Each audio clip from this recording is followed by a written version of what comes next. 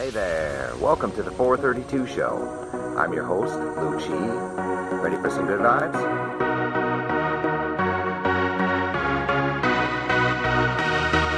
Stay tuned.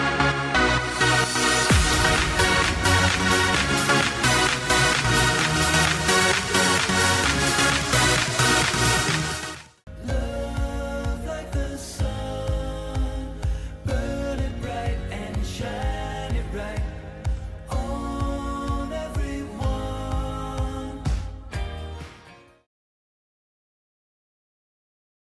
We have a very special guest on the show today. Let's welcome Todd Fink from the Giving Tree Band. Todd, how are you? Good. How are you, Lucci? Thank you for having me on. Very good. Thanks for coming on. So tell us, what is the story of the Giving Tree Band? Well, now it's kind of a long story because we've been a band for almost 15 years, which is pretty cool. Started around 2003, 2004.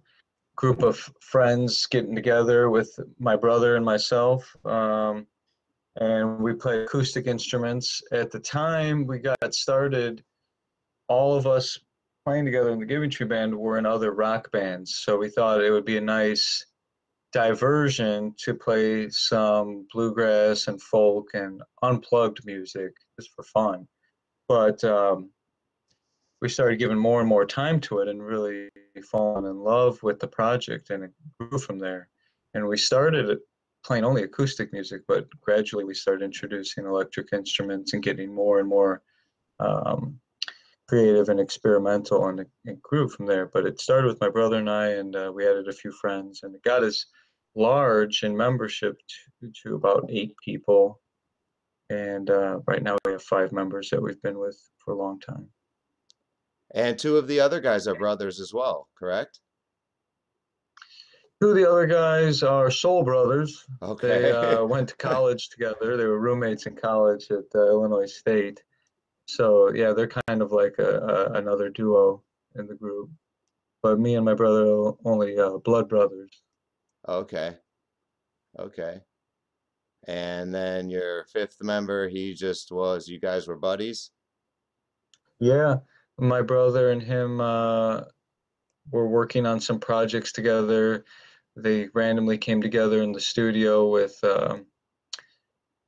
another band that my brother was producing, and they found themselves at a party one night randomly and just started talking about being in the same project together. His name's Norman.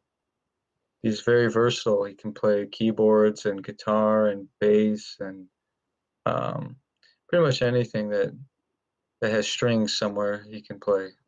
Yeah, and I've heard him play. He's good. Mandolin. Right. Yeah, he can really burn those instruments. So now, how did the name come about? How did you guys choose the name of the Giving Tree Band? Well, like I said, when we were getting started, it was mostly an acoustic project. So somebody tossed out the name The Giving Tree Band based on the book. And we thought, Right. we're playing really woody instruments, and they come from trees. So it'd be kind of a neat name for ourselves. But if you go deeper into the book, author Shel Silverstein, I think most people remember him for his poetry and for that book, but he was a songwriter too. And he was writing music for artists that we were really inspired by at the time we got started. He wrote the song "A Boy Named Sue," which was made famous in Folsom Prison by Johnny Cash. And he wrote a lot of music for Waylon Jennings. And he wrote almost all of the songs for a very quirky alt country group or outlaw country group called Dr. Hook and the Medicine Show. Hmm. They had the song cover of the Rolling Stone. And really, when you think about that song, you really can hear the wit and poetry of Shel Silverstein. Same with "A Boy Named Sue." I mean, if you just look at the lyrics of Johnny Cash's "Boy Named Sue," You can really just see a Shel Silverstein poem inside of it. And he was so he was also a musician, and he's from Chicago. So when we put all that together, we're like, hey, this is a really good fit. There's a lot of layers here, and environmental stewardship has kind of been a core value of our group from the beginning, and the book, I feel like, embodies that spirit and communicates that. So it's come to mean a lot of different things for us, but and it also means a lot of different things for people who follow us. So I think it's something that we've grown with the name. Yeah, I like it. I like it. So now you had mentioned the stewardship, and I mean, how did that come about? Was that just something, you know, you guys did together, or did you get raised that way? Or because I did come across one of your press releases on your website that they actually called you guys the greenest band in the land. So yeah, we've had some cool projects that have led to some special recognition, and that's been great. But it's really an extension of personal ethics. My brother and I were raised to be in tune with nature and respectful of nature, and to work to protect it. Our dad, very much an environmental activist throughout his life, and our mother is just very compassionate and loving and caring and giving towards all life. So when we started the band, we were coming out of other projects, and we were on very different pages philosophically in those other projects. It seemed like, there's kind of an excessive quality to a lot of rock and roll and the history, and all of that just felt out of alignment with us. So it was really important from the beginning that we were clear about this vision and our values. And we even wrote down a vision statement as we were creating the band, and we shared it with everybody. We said, like, this is what matters to us. Doing things responsibly, taking care of ourselves too, being healthy. Like, we don't want to use drugs and alcohol on the road and compromise our craft and short change our audiences. There was just so much that went into it. Like, we really wanted to be tuned in to something, to a higher vibration. Yeah. Right. And so do we here at the show. Right on. That's That's what it's why all it's good about. that we connected. Right. Absolutely. Right. Well, synchronicities, right? That's right. Yeah. Synchronicity is the key. Things have to come together. Nature has to come together for us to do anything. And to be respectful and appreciative of that seems to possibilities. Right. Well, you guys have been a lot of places, all over. Can you share maybe? Yeah. Can you share maybe one of the fun things you remember, or one of your favorite parts of your journey? Or Yeah. We've had a lot of crazy adventures, and in the beginning, we were sleeping outside, we were sleeping in campgrounds, we were bathing in rivers. I remember in the Colorado River, washing up there, and sleeping in a cave in Utah, sort of like the lyric from Friend of the Devil, Grateful Dead. Spent the night in Utah in a cave up in the hills. nice. One time we got invited to an event in Greece, in Rhodes, Greece, which is an island, and we weren't sure if it was a legitimate talent buyer, and but then they wired us our deposit, and they sent us our plane tickets and everything. We're like, this is real. So we flew to that island in Greece, and it took us 3 planes to get there, and we got there like literally like a couple hours before our concert. and we were right on the Aegean Sea in a resort with dignitaries from around the world. It was called the Dialogue of Civilizations, and it was sponsored by um, a Russian organization. And it was just so unusual. We were there with like leaders and thinkers and professors and scientists from around the world that were all convening on this island for one weekend to talk about um, the history and direction of humanity. And in the middle of all that, we got to do this performance. And so then we're up all night at this island resort on the Aegean Sea, talking with all these dignitaries, and it was just a one of a kind experience. And it's just so unexpected, so outside of the box for us. And we were literally there for like hardly more than 48 hours, but it was a whirlwind, and we got to meet a lot of interesting people. And then we flew right back and had a concert the very next day back in Oklahoma.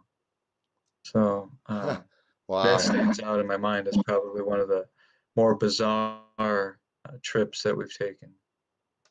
Wow. Yeah, you get to a beautiful place and you just want to take it all in, and you Yeah, just have to do what you got to do and you're yeah. out. hmm Yeah, and when I think about like that show and who we met and the experience that we had, it really makes me wonder about all the stories of great artists and who they've met and where they've randomly found themselves. Because if we could end up on an island in Greece doing a concert, God only knows where bands like the Grateful Dead have been and what they've seen. Right, right. Yeah, you played at a lot of places. I saw that you did something called the Gondola series. hmm Yeah, it's really neat. I believe that was in Aspen, Colorado. You actually do a performance in the gondola going up the mountain. You do a series of songs going up and then coming back down while there's a film crew in the gondola with you in the ski lift. And it's really one of the more popular videos that we have. This unplugged performance in a gondola on the sun. But Right. the thing is gondola sessions. It's a really cool thing. I mean, I encourage people to look it up on YouTube, the gondola sessions, and check out our performances. But there's a lot of others that are really great too. Yeah, I did see that one and it's great. You guys were all jamming. So tell me now, who is the best actor of all of you? Because you guys in that video are all just jamming out, totally in tune to your music, like not a care in the world. So who realized the whole time that they were 500 feet above the ground hanging from a rope? Well, that's the beauty of music. It's such a mindful form that it can really help you with your fear of heights, Yeah, and when you just feel that vibration, puts us at ease. Music's really special, right? Because you don't see it, but you don't actually see music, you feel it. And I think in that lies its power to transform people and to transcend our circumstances. That's why I think so many people can come together for a concert or a festival, but you can't get that kind of diversity to come together for other types of events. And I think that's one of the unique qualities of music is its formlessness, and it kind of helps you get over all the external stuff. It can really put people into a peaceful place, and even large groups of people can be peaceful, at least for that time. So yeah, I mean, I historically have more fear of heights. I would probably have been the only one, but I've come a long way, and music helps. yeah, yeah. I'd have been all like,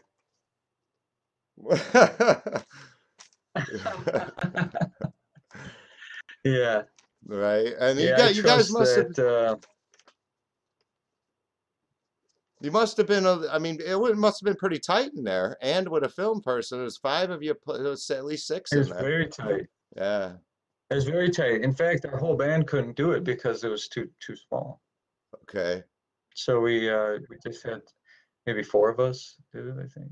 Yeah. Yeah, four of us. Yeah, check that out on YouTube. You'll definitely enjoy Or it. five of us. Yeah, check it out. Right, right. So how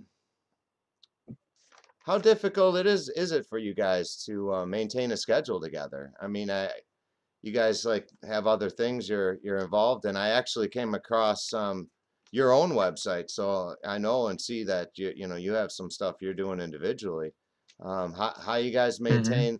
maintain the obviously it's important to you and you do it and you schedule it in, but it kind of has to be difficult, doesn't it?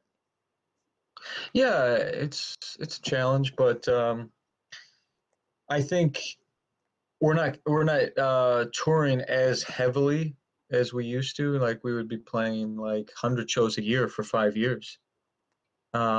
We've gone down to like 60, 70 for a couple years, and now we're even less than that. But we try to play really meaningful shows and create opportunities in different parts of the country to connect with fans. Um, and we just have to communicate with each other. We talk about what we want to do, and everybody has to be on board for us to do a concert. Now that's kind of where we're at. Like it has to be a unanimous decision to take an invitation or an offer. And if people have other things, then we probably won't do it. But everybody has other things now that they're working on, and businesses and projects and musical and otherwise, and we respect that with everybody, and we live together. So four of us live together. So it's not like if we're not touring, we're totally out of touch with each other. We're very close, and we talk about things, and we help each other with all the different goals that people have. And so it's very much like a family in that way. Our band is more like a family than it is a business. Right, right. And we're gonna bring up the band's website on the screen here for everyone to check out. And now is that the best place for the viewers to check out or to get your new music? Just go. Yeah, yeah. Visit our website, and you can learn more about the band, and there's lots of links and lots of things to check out. And then you can obtain the music in whatever way you like, the listener, I mean, because we're on Spotify and YouTube and iTunes and um,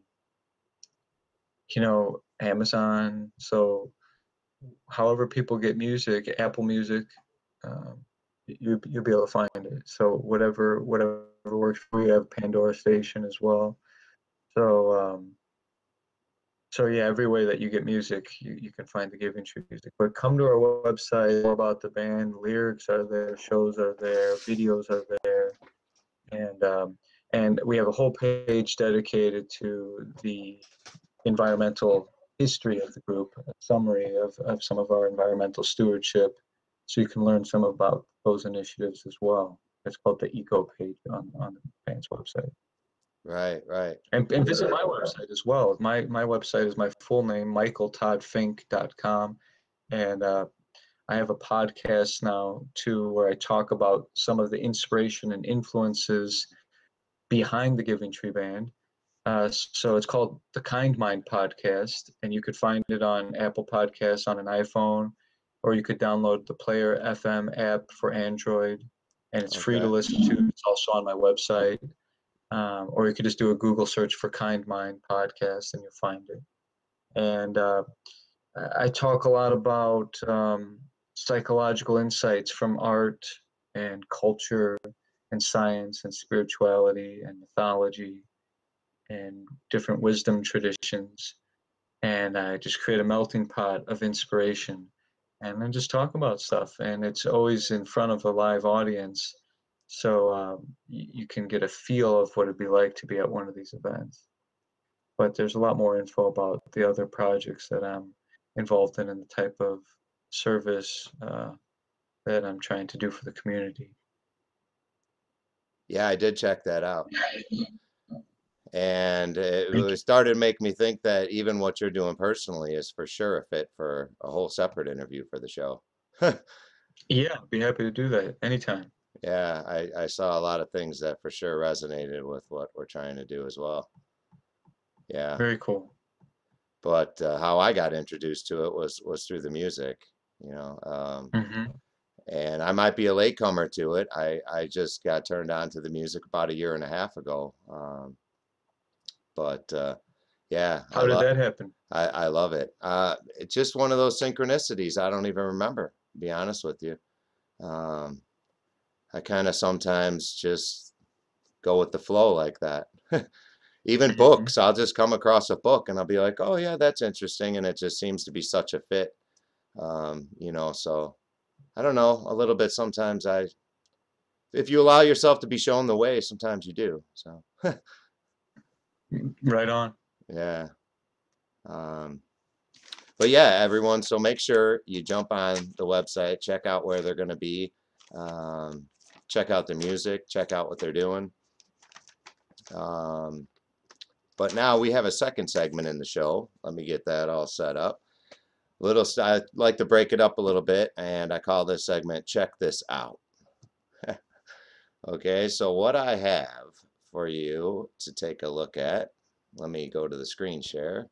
Here you go. This is an article from the New York Times. It says, can you see that? Yes. You might have to click on it to make it larger if you're not seeing it full screen. It says, do birds listen when you play music?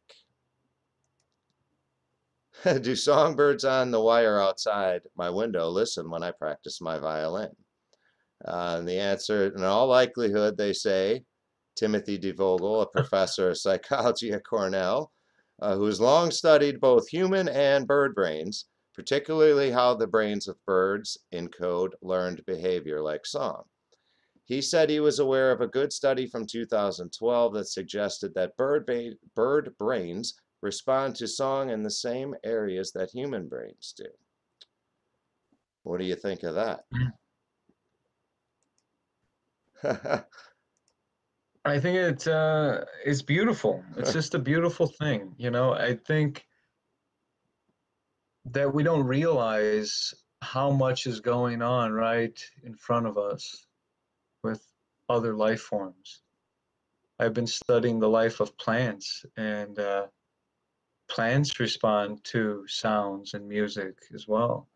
Um, but it's interesting to just see that image of birds listening to the song of human playing, because think of how much of human history has been the bird providing the soundtrack, Right. you know? I mean, all these instruments and everything, and it's still relatively new in the grand scheme of humanity. But we've been listening to the song of birds for our entire existence. In fact, a lot of the earliest musical forms, like in ancient India and in classical Hindustani and Carnatic music of the sub-Asian uh, country, involved sages listening for months and months and recording and documenting the patterns of bird songs to get the concepts of rhythm and melody and so on. So to see an image of the bird listening to us, it's sort of like circular. I love it. I think it's fascinating. Thanks for sharing that with me. Yeah, sure. I actually have, let me see, I actually have another one here. NBC Science. Okay, this one's from NBC Science. It says scientists confirm birds got rhythm. What this was like a study of, let me see, like over 1,000 YouTube videos where people claim that the animals can respond and interact with music. So they broke those down. And oh, let me scroll back up a little bit. I got a lot of windows open. My processor's working mighty heavily right now. So after studying about 1,000 YouTube videos, the scientists say they've documented for the first time that some animals do dance to a musical beat. The results support for the theory of human brain wired for dancing. Anyway, in lab studies, 2 parrots and in close review, that they did determine that they were actually feeling the beat of the music they heard, and they and they and they confirmed that one elephant did as well. So so there you have that one too. I've seen a bunch of videos where animals are elephants are swaying their trunk as someone's playing the music. Is just swaying back and forth. Well, I think elephants are some of the most intelligent animals on the planet.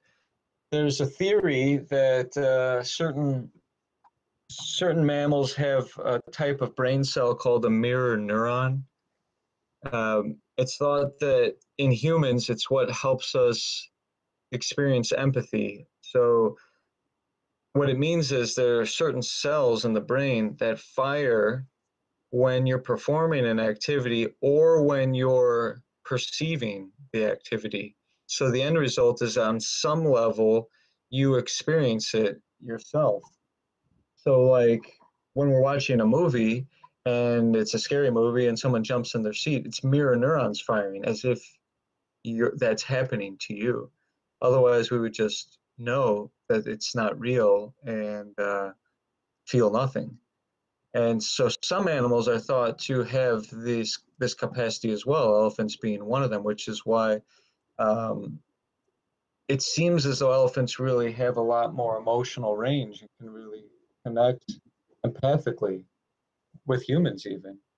I don't know about birds, but dogs, not cats, dolphins, and a few others, definitely primates. So, you know, animals are not as different from us as we'd like to think. And I think people need to look into this a little bit more and see the similarities because, you know, only when we can keep other life forms very different from us can we reconcile the exploitation of them. I think the more we realize that they have feelings and they communicate and they have social lives and they have a purpose, it's harder. You know, it's harder to treat other life the way that we do as a culture, as a society. So I love little anecdotes like this because it shows how much depth there is to the life of other life forms. Yeah, it's awesome. Yeah. Well, the idea came about because when you agreed to do the interview, I was jamming out to some Giving Tree band over the last weekend, right? And I was like certain all of a sudden I started hearing like more bird chirping, and then so I walked away to like a barely heard, and I'm like, okay, is this just a synchronicity or are they digging the Giving Tree band, right? So I mean, like I'm flocking the birds. It's like, oh, they're playing here today. So Wow, that's anyway, cool. yeah, and you know that little phrase, a little bird told me. You know, that's like Mm-hmm. my grandma used to say that, right? So we actually have for the show our little field correspondent, our little bird friend. So let me share this with you here.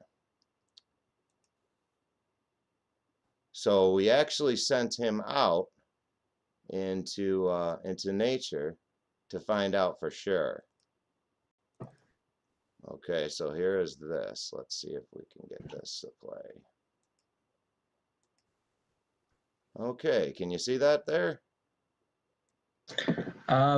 Yes, it's not playing yet, but I see the window. Okay, here we go. Okay. Okay.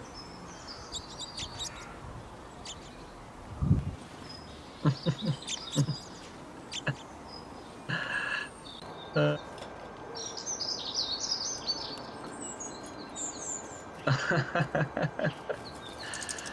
uh,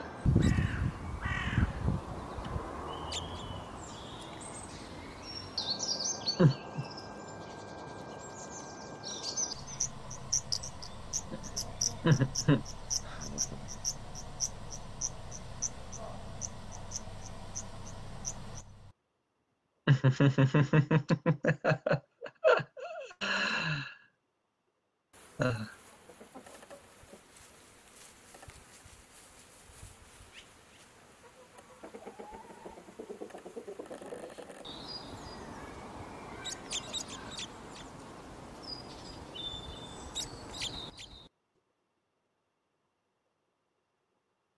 There you, there you have it, directly from nature. The birds love the Did you Giving make Tree that? Band. I did. That's why I really wanted to be That's able to good. share it with you. I'm glad it worked out. You know, uh, there's only a couple letters difference between birds and beards, and we all have beards in our band, so beards of a feather flock together. All right, right.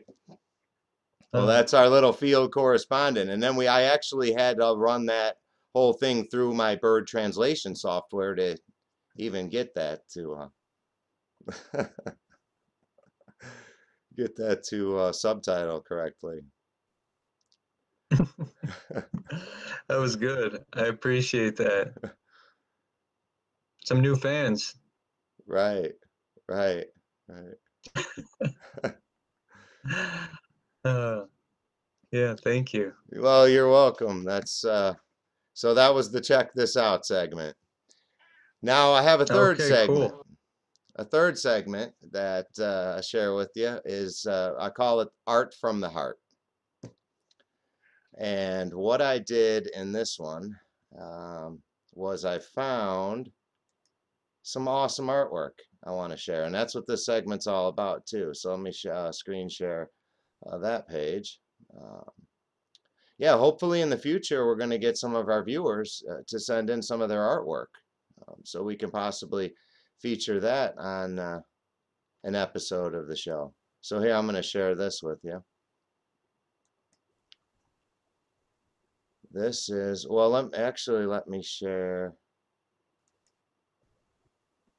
I want to share these. So let me share that. Yeah, so these are some images I found, and when I came across these, I'm like, wow, that's really, really awesome. What a fit for since we had our little bird segment. Here's some artwork I found, and her name is Valentina Harper. Valentina Harper, and Ooh, yeah, isn't that a pretty neat picture? Yeah, and let me oh share the yeah, next one. that's cool. Can you see that good size? Okay. I'll be Mm-hmm. I'll be bringing this on to the screen too for the viewers. And then we got this one. That one's really neat too, isn't it? I haven't seen the second one. Oh, there it is. Oh yeah, it's beautiful. I love that style So detailed. with It's all the got little patterns within. Yeah. right. Well, sacred geometry. So now her stuff Yes. was featured here. Um, she was actually featured in oh, what was that? The Nashville. I think it was the Nashville airport. There was a showcase of her fine feathered friends, Valentina Harper. She had a whole exhibit there. Some really neat stuff. Now I'll go to her website. Well, no, wait, I got one more to show you. Let's see this one. Look at that one. Thought that was cool. Very cool. Yeah, yeah, with the guitar in Oh there. yeah. Oh yeah. Love it. Right, right. It looks like one of my guitars. Mm-hmm. So let me actually share then.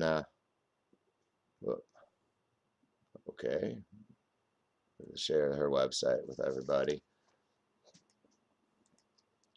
And there it is. It's ValentinaHarper.com.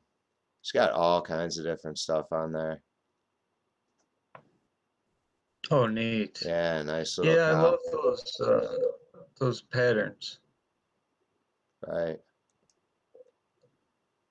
And now these are all, Cool. yeah, this is all in the original artwork section. So these are actually done that she did these with a brush. She does some digital stuff, but these are all hand done these. Wow, that's incredible. Yeah, I'm so glad I found her for the show because, I kind of, until we get some artwork sent into us from our viewers, I kind of been searching for stuff for the show. But I'm glad I did because I was really happy to find this. Um, Yeah, I I thought like you, it. yeah, I thought you would. And of course, I do want to share one more with you. There we go. Look at that one. There's an art from the heart for sure. And this is the new album cover for the Giving Tree Band's Frequency of Love album. Now that's incredible. I love that. Me too. Me too.